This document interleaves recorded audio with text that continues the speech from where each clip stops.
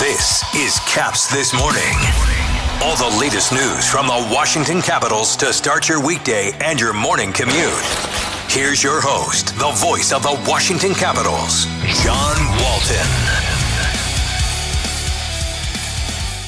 Listen, I'm in Biloxi, and I had to take myself away from winning at the tables just to come up here. So, wow, that is a commitment to excellence. It's a commitment for 20 minutes to you.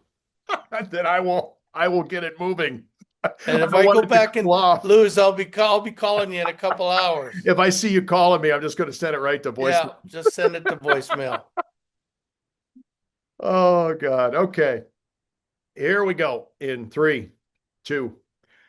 So happy to have Bruce Boudreau joining us here this morning as the Capitals getting ready to face Philadelphia at Giant Center in Hershey. And he knows a little bit about Central Pennsylvania. We'll get to that in a second. But Gabby, just the fact that there is going to be an NHL game, something that has not happened in Hershey in quite some time. The Capitals coming back for the first time in nearly 2 decades.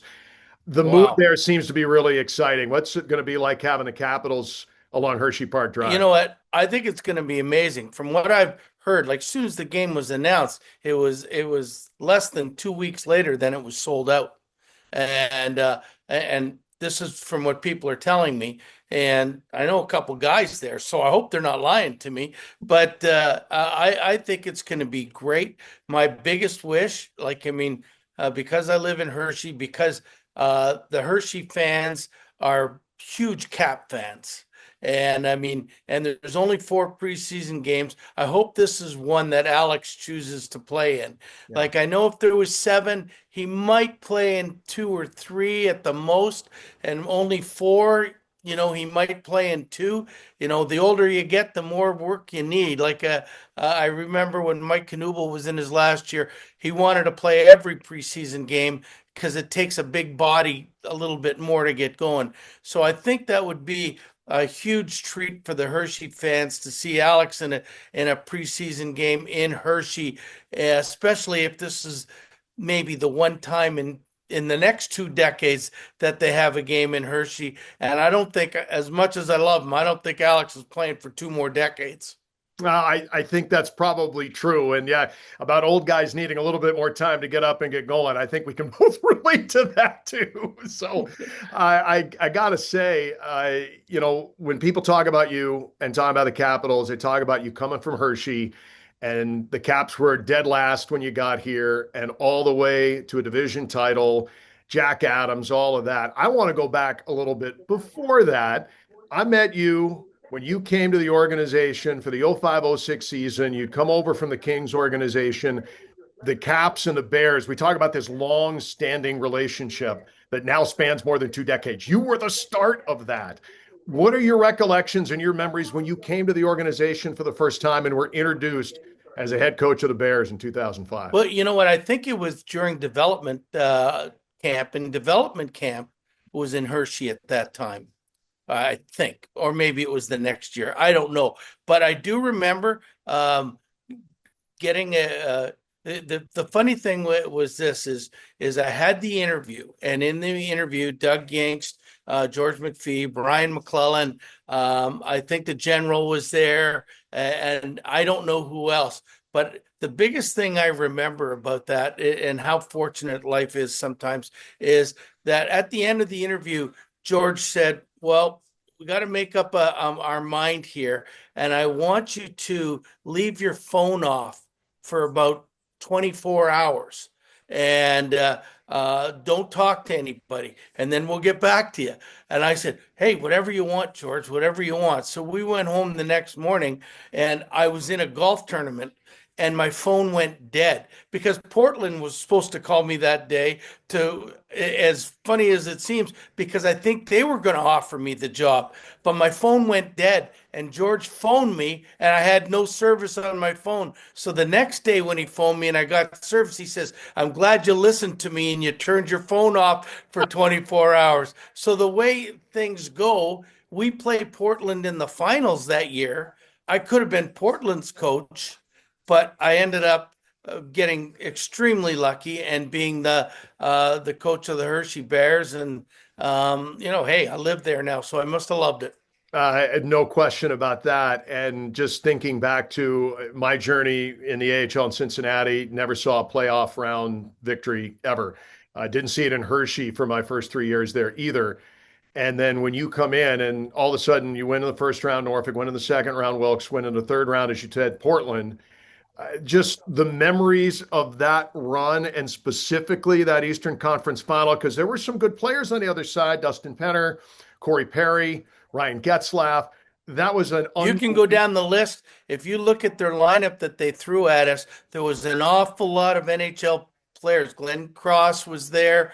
Their defense was really solid. Like I'm going, holy Jesus, how did we beat those guys? I mean, they were really solid. When you have a line of Getzlaff, Perry, and Penner, I mean, that's an NHL line that NHL defensemen can't handle, and we had to play against them. I thought, oh, that was going to be the turning point. But boy, the Caps to me did when George purged the team the year before, and he got all these picks and unknowns and everything else, and all those guys came together. I mean, in all seriousness, for 20 straight years now, that was the start of the Caps, and those young guys became the core of the Caps for years, and the knowledge of how to win and wanting to win became something prevalent in Caps land, and it went from 6,000 seats to tickets to 18,000 tickets.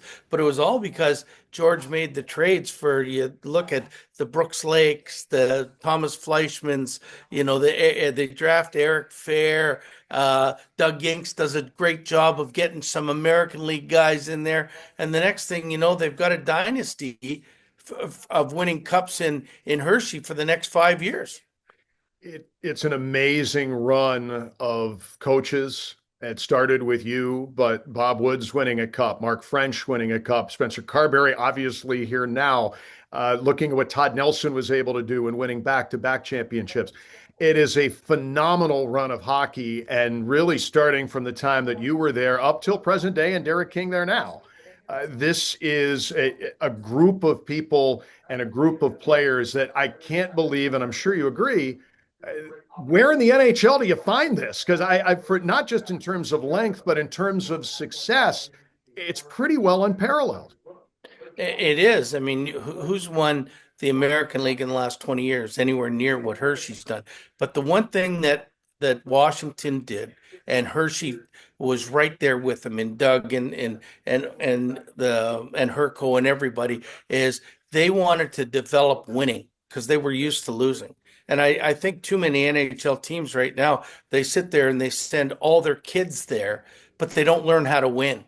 And when you don't learn how to win, it's pretty easy just to go and want individual stuff, and then at the end of the year go home. And you're making still, like, the American League is making good money. And I think for 20 years the Caps said, hey, if they're not good enough to play, they don't play. I don't care if they're a first round pick or second round pick or whatever. And I think that begat the whole winning in Washington, and it just kept going. That they refused to lose, the thing that winning is the only thing that's important, the team camaraderie.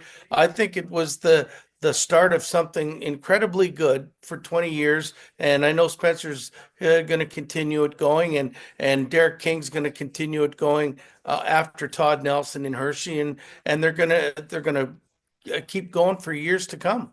Just thinking about, as you say that, a little more present day with two guys that are on this roster now, Alexei Protas and Connor McMichael, who ended up winning a Calder Cup, who was surrounded in that environment that you're talking about. And then look at what they were able to do last year after being overcooked in the system. Look, you don't come to DC right away. You're going to spend time in Hershey. You're going to ride the buses. You're going to develop.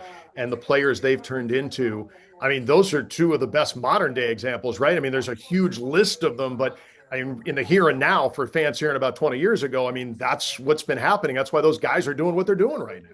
Absolutely. And if it wasn't for them, I believe, winning in Hershey, I don't know if they would have continued being able to do what they've done in the NHL. They both got great talent, and don't get me wrong. But I mean, I think that winning begets winning, and you get used to winning, and then you refuse to lose. And it started in Hershey, kept going in Hershey, and then there's a new era of players coming this year, and I think that the Hershey Bears are going to be younger, but still very talented. And I think the whole thing is going to restart, so there's not going to be any drop time with them.